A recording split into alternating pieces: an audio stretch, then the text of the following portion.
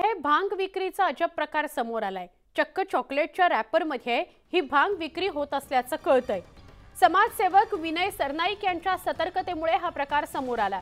सरनाईक हे न्यायालयीन कामानिमित्त अकोला न्यायालयामध्ये जात असताना लहान शाळकरी मुलांच्या हातात हे चॉकलेट दिसलं।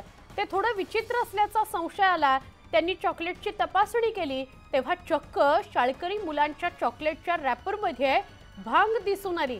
हा प्रकार गंभीर असून या प्रकरणी कठोर कारवाई करण्याची मागणी समाजसेवक विनय सरनाईक यांनी केलेली आहे।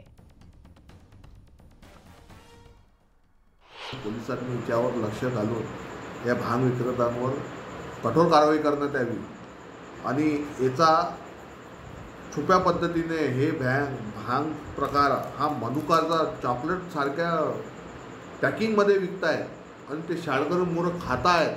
याच्यावर पोलिसांनी वचक ठेवायला पाहिजे।